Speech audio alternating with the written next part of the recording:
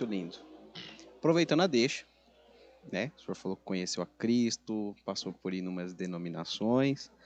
Agora, o Alessandro, ele está pedindo para o senhor contar a história. E eu acho essa história muito legal, porque ele já contou particular para mim. Ai, ai. A história da ceia. Que o senhor já foi um homem sem pecado. Conta isso pra gente, que eu acho isso achava, muito né? interessante. Conta como é que foi isso. Puxa, então, por isso que eu digo que a conversão, às vezes a pessoa, ela pensa o seguinte, eu não vejo errado algum em trazer uma palavra e chamar, olha, quem quer aceitar Jesus, vem aqui na frente. Mas não é tão simples assim. Ah, se fosse simples Porque depois assim. que eu aceito, primeiro ele me aceitou, né? Mas que eu aceito caminhar com ele, aí é outra história. E o que acontece? Eu vinha numa caminhada, a qual chegava dia de ceia, o pastor falava assim, agora você vai olhar para dentro de você e você vai confessar os seus pecados, você vai consertar com o Senhor para você tomar ceia. E eu nunca fui de bebida, né? Nunca droga. Não bebo, não fumo, não uso drogas. Meu pai tinha uma camiseta dessa. Eu não era brigão, na verdade eu fugi de tudo quando é briga, né? Então assim, eu olhava o dia que era de ceia e eu falava assim, eu não tenho pecado, aí. O que eu vou confessar? Que coisa, hein? Isso é muito Natan. Santo varão. Eu olhava assim, Varão não, mas valoroso. eu não tenho pecado. Eu tomava alegre, só. Eu quero fazer um paralelo, porque quantos ainda existem pessoas dentro da igreja que têm esse pensamento ainda? Verdade.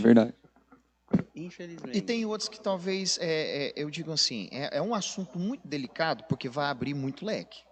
Tá? É tenso. É muito Mas leque difícil de que entender. abre. Só que quando ele fala que devemos lembrar, né? Lembrar da morte dele, na verdade ele está dizendo assim, olha, vocês que ainda vão continuar aqui, nesse corpo, aonde o quê? Romanos 7 diz que dentro de nós há uma lei do pecado, contra a lei do espírito, e quem está no meio é a alma. Essa lei do pecado vai até o final.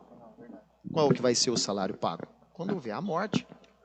Nós lutamos contra o pecado para não viver nele e lutamos dia após dia, mas não podemos dizer que não temos pecado, porque em 1 João, capítulo 1, versículo 8, diz assim, aquele que diz que não tem pecado, peca.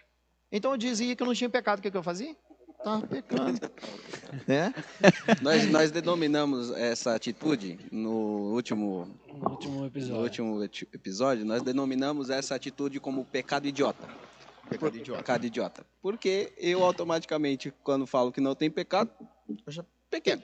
Então nós denominamos essa atitude como pecado idiota. Só fazendo um parênteses aqui. Perfeito. Então aí eu, na minha caminhada, e Cristo querendo que eu queria aprender dele, né? Entendesse ele. E na verdade eu me segurava na minha bondade, na minha santidade. Eu vou dizer o seguinte, eu tinha algumas cordinhas, né? Vamos pensar mentalmente aqui, quem está assistindo também. Algumas cordinhas que me asseguravam a minha salvação. Primeira era a bondade, que eu achava que O eu não senhor era pecava. muito bondoso? É mesmo? Não, eu achava, né? Depois que eu descobri que eu sou mal. Ah, entendi. A bondade dele que veio, né? Graças a Deus. Mas eu sou mal, a minha carne é má. E quando Cristo vem, por isso que há uma conversão, né? E deixamos de ser criatura e passamos a ser agora filhos, né? Em Cristo, através do sangue. Mas aí o que acontecia? Chegava dia de ceia, acontecia isso, eu tinha esse pensamento, até que um dia caí na real. Algo terrível aconteceu, de uma forma que eu falei, puxa, eu pequei feio. E quando eu vi isso, eu olhei para mim e falei assim, meu Deus. E aí eu comecei a ter medo do Salmo 51. Não só o Salmo 51. Quando Natan, né, Natan? Não é você não.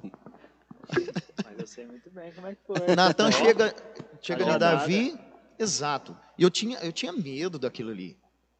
Até que o Senhor um dia revelou completamente no meu coração.